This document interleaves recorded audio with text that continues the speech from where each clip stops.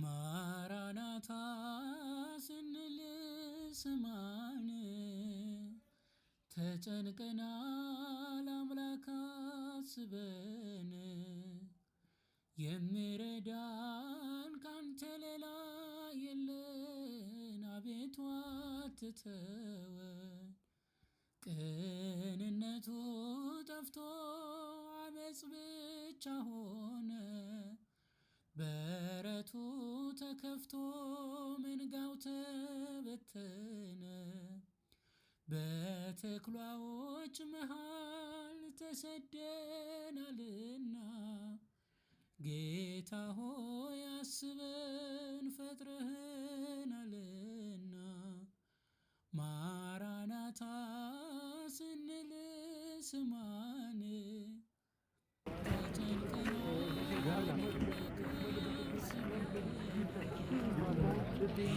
የቅድስት ሥላሴ መንፈሳዊ ዩኒቨርሲቲ ደቀ መዛሙርት በብፁዕ አባታችን በአቡነ ፊልጶስ እየተመሩ ወደ ጠቅላይ ቤተ ክህነት አምርተዋል። ማራናታ ስንል ስማን ተጨንቀናል አምላክ አስበን የሚረዳን ካንተ ሌላ የለም።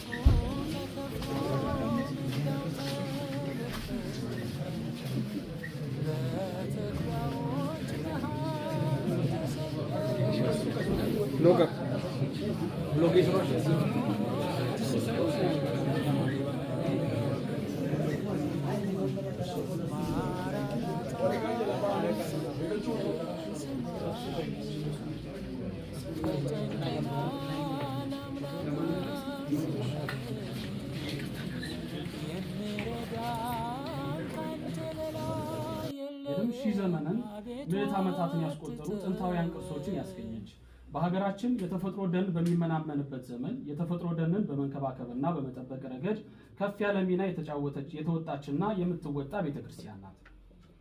ነገር ግን ባለቤቷ እና ራሷ የሆነው ክርስቶስ እንደተናገረ ነገሮች ሁሉ አልጋ ባልጋ ሳይሆኑ በብዙ መከራ ውስጥ 2000 ዘመናትን አልፋ እዚህ ደርሳለች። በዚህም ዘመን በብዙ መልኩ ከዓለም መከራን የተቀበለች ትገኛለች።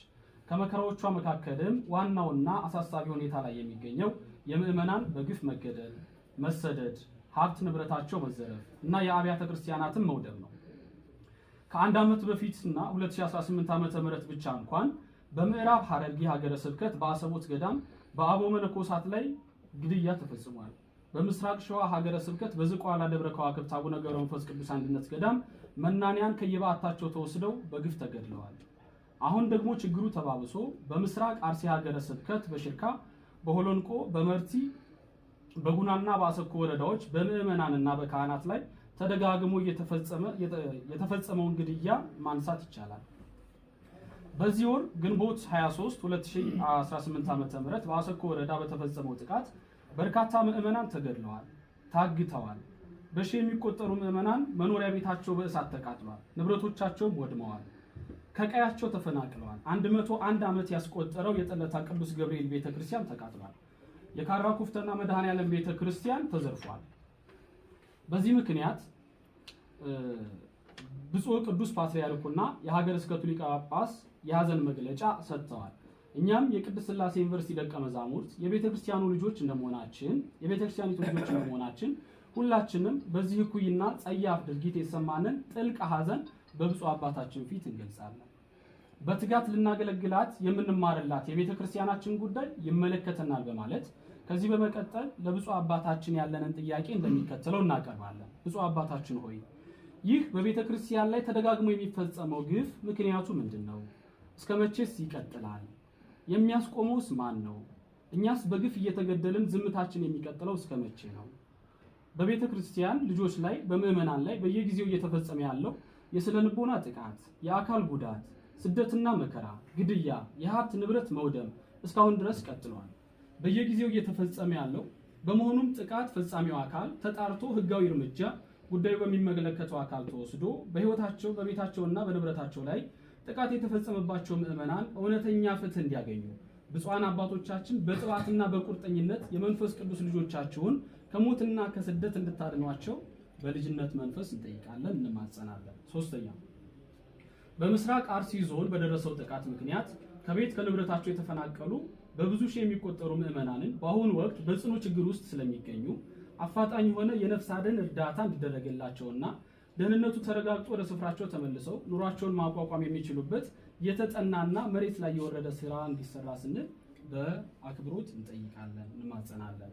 እስካሁን በተፈጸሙ ጥቃቶች ቅዱስ ፓትርያርኩ፣ የቅዱስ ሲኖዶስ ጽሕፈት ቤት፣ የጠቅላይ ቤተ ክህነት ጽሕፈት ቤትና የሀገረ ስብከቱ ጽሕፈት ቤት መግለጫ የሰጡና የተደረጉ እንቅስቃሴዎች ያሉ መሆኑን በመገንዘብ ችግሩን ልባት እንዲያገኝ እና አንደኛ አስቸኳይ የሆነ የቅዱስ ሲኖዶስ ምልዓተ ጉባኤ ተደርጎ ጉዳዩ በትኩረትና በጥልቀት ተመክሮበት ዘላቂ መፍትሄ ተሰጥተው ተግባራዊ እንዲደረጉ፣ ሁለተኛ በሁሉም አብያተ ክርስቲያናት ዓለም አቀፍ የምህላ የሐዘን ቀን ታውጆ እንዲሰራ ወይም እንዲታወጅ፣ ሶስተኛ ላረፉ ወንድሞቻችንና እህቶቻችን ጸሎተ ፍትሐት እንዲደረግ፣ አራተኛ ጥቃቱ በደረሰበት ስፍራ ብፁዓን አበው ሊቃነ ጳጳሳት መምህራነ ወንጌል የሚገኙበት የማጽናኛና የማጽኛ መርሃ ግብር ወይም ጉባኤ እንዲደረግ፣ ስድስተኛ ምዕመናን ላይ በደረሰው ጥቃት ለማጣራት ወደ ስፍራው የሚሄዱ አካላት የሚያወጡት መረጃና ዘገባ እርስ በርሱ የሚጣረስ በመሆኑ ይህን ድርጊት የሚፈጽመው አካል ከስህተቱ እንዲታረምና ትክክለኛ መረጃ የሚሰጡ አጣሪ አካላት እንዲላኩ፣ የተገኘው እውነተኛ መረጃም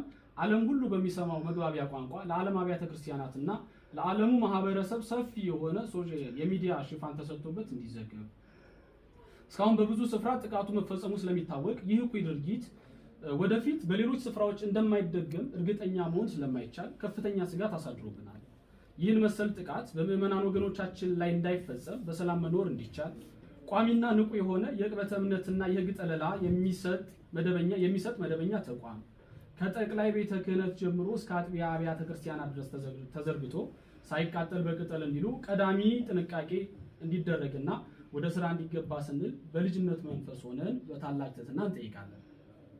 የመንበረ ፓትርያርክ ጠቅላይ ቤተ ክህነት ጽሕፈት ቤት ከመንግስት ጋር የጀመረውን ውይይት ከግምት ውስጥ በማስገባት እና አጠናክሮ እንዲቀጥል በማሳሰብ የመንግስት የመጀመሪያ ተግባሩ የዜጎችን ደህንነት መጠበቅ፣ ዜጎች በሃይማኖታቸውና በማንነታቸው ተለይተው እንዳይጠቁ አስተማማኝ ዋስትና መስጠት፣ የህግ የበላይነትን በተግባር ማረጋገጥ ስለሆነ ከአሁን ቀደምም ሆነ በዚህ ሳምንት በተለያዩ ጊዜያት ሰብአዊ ጉዳትና ግድያ የደረሰባቸው ንጹሐን ኦርቶዶክሳውያን የአደባባይ ፍትህ እንዲያገኙ እንዲደረግልን እንጠይቃለን።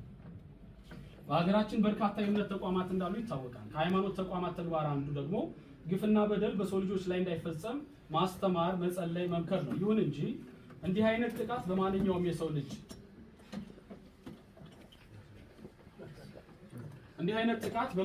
የሰው ልጅ ላይ ሲፈጸም እኩይ ድርጊትን አለማውገዝ፣ ከተጎጂዎች ጎን አለመቆም ከሞራልም ከሃይማኖትም አንጻር የሚጠበቅ አይደለምና በፈጣሪ ዘንድም የሚያስጠይቅ ስለሆነ በምስራቅ አርሲ ዞን ከቤት ንብረታቸው ለተፈናቀሉ ለተገደሉ ኦርቶዶክሳውያን ለተቃጠለችዋ ቤተክርስቲያን ፍትህ ለማረጋገጥ የበኩላቸውን ተቋማዊ አስተዋጽኦ እንዲያደርጉ ብፁዓን አበው ሊቃነ ጳጳሳት በኩል ጥሪ እንዲደረግላቸው ክትትል እንዲደረግ እንጠይቃለን።